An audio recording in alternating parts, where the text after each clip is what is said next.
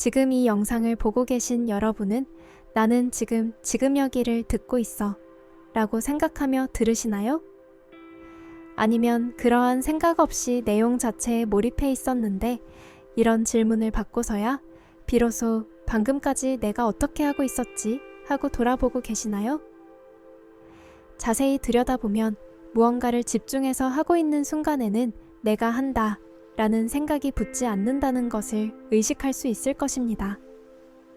그렇다면 지금 이 순간, 지금 여기는 누가 듣고 있는 것일까요? 스승 라메쉬 발세카를 만난 후 추구가 끝나게 된 웨인 리커만. 그는 인터뷰를 통해 내가 했다는 느낌이 거짓 느낌이라고 이야기합니다. 오늘은 지금 여기 22-3호에 실린 글 중 하나인 웨인 리커만의 내가 했다 라는 거짓 느낌을 들려드리겠습니다. 질문자. 선생님께 깨달음이 어떻게 일어났는지 궁금합니다. 웨인. 그것이 일어난 메커니즘보다는 그것이 무엇이냐가 제겐 더 중요해요. 일부 사람들의 삶에서 일어나는 이 사건. 저는 이것을 저작자라는 가짜 느낌이 떨어져 나가는 것이라고 말합니다. 대부분의 사람들이 2살 반 무렵부터 가지고 있는 느낌입니다. 나는 분리된 독립체이자 저작하는 존재이다. 다시 말해, 일이 일어나게 하는 것은 나다 라는 느낌입니다. 그러나 이 느낌이 반드시 진실인 것만은 아닙니다. 저는 사람들에게 이 근본적인 신념에 의문을 품어보라고 말합니다. 나는 내 힘으로 사건에 영향을 미치는 능력을 가진 독립체이자 저작자이다 라는 신념 말입니다. 질문자. 저는 지난주 자선 행사를 했습니다. 그 일을 제가 하지 않았다면 누가 한 거죠? 웨인. 그냥 하는 행위와 저작 행위를 구분하는 이유가 바로 이것입니다. 자선 행사를 했다는 데는 의문이 없습니다.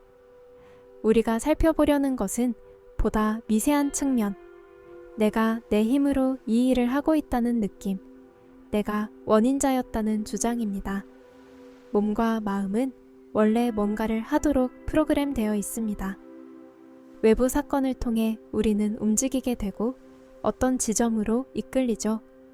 이런 것들은 다 우리가 창조한 것이 아닙니다. 세상이 창조한 것이죠.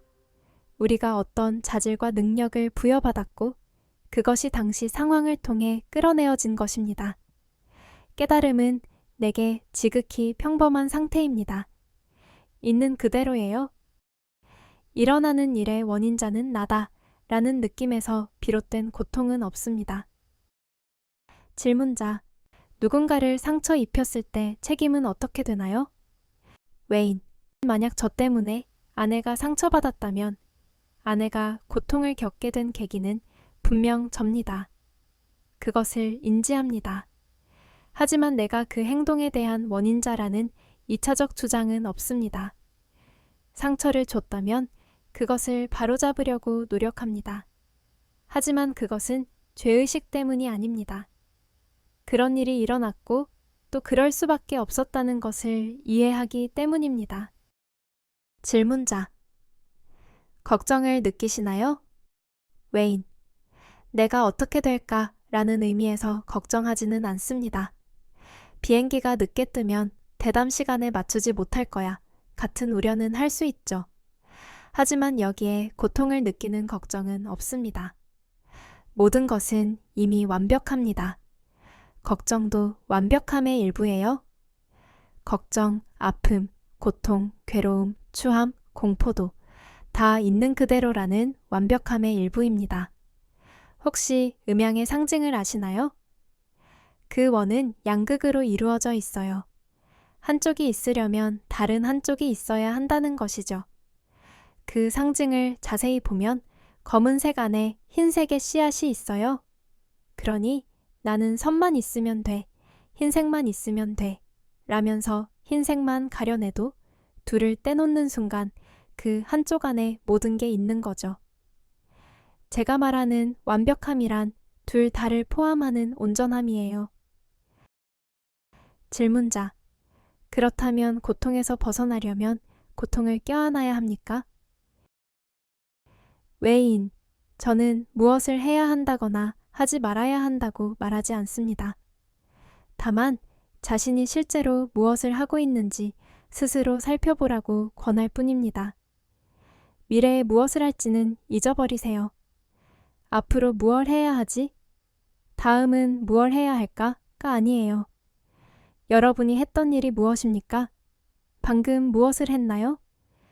그걸 문으로 삼아 들어가서 무엇이 그렇게 하게 했는지를 들여다보세요. 저는 사람들에게 자부심을 들여다보라고는 하지 않습니다. 왜냐하면 사람들에게는 그럴 동기가 없으니까요. 그 대신 죄책감을 들여다보라고 이야기합니다. 죄책감을 느낄 때는 고통스럽게 거기서 빠져나오려는 충동이 있습니다. 따라서 여기에는 그 너머를 보려는 동기가 있어요. 죄책감은 이런 것입니다. 다르게 할 수 있었고 그래야 했는데 그렇지 않아서 죄책감을 느껴. 그리고 우리는 이렇게 묻지요. 그게 사실일까?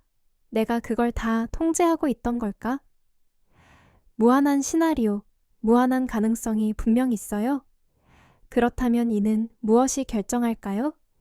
그 하나의 시나리오만 벌어지고 다른 시나리오들은 일어나지 않게 결정하는 것이 무엇일까요? 대부분의 사람들은 그 결정자가 나였다고 말합니다. 즉, 뭔가를 독립적으로 결정할 수 있는 힘을 가진 분리된 개체가 있다고 여기는 것입니다. 그런데 우리가 진실로 독립적인가요? 제가 즐겨 쓰는 비유를 들자면 바다와 파도입니다. 모든 것이 바다라고 생각해보죠. 파도에는 모습이 있고 형태가 있어 서로 다릅니다. 우리는 각각의 파도들의 이름을 붙이고 비교도 합니다. 그러나 파도가 곧 바다이기 때문에 파도가 하는 모든 것은 바다의 운동이지 파도의 운동이 아니에요. 그런데도 우리는 그 파도가 하는 일을 이야기하고 다른 파도들과 어떻게 상호작용하는지를 이야기하죠. 하지만 그 파도가 하는 일을 결정하는 것은 무엇일까요? 그것은 분별할 수 있는 부분이 아니에요. 대부분의 인간이 생후 2살 반부터 가지고 있던 분별력으로는요. 2살 반 무렵부터 아이들은 이런 느낌을 느끼기 시작합니다. 나는 독립적이다. 나에게 힘이 있다. 내가 일이 일어나게 할 수 있다. 라는 깊은 느낌이 생깁니다. 그러나 우주가 협조하지 않을 때 우주가 잘못 돌아가고 있어 라는 고통이 시작됩니다. 극소수의 사람들은 삶의 어느 시기에 그런 저작자라는 거짓 주장의 균열이 생깁니다. 그 균열이 존재의 거짓 느낌, 즉 독립적이고 저작하는 개체로 조금이나마 처음 파고드는 통로가 됩니다. 질문자, 누군가에게 그 주장의 균열이 생긴다면 그게 고통의 끝인가요? 더 행복해지나요? 외인, 고통의 끝입니다. 더 행복해지지만 아픔도 많아집니다. 우리는 둘 다 똑같이 겪으려고 존재하니까요.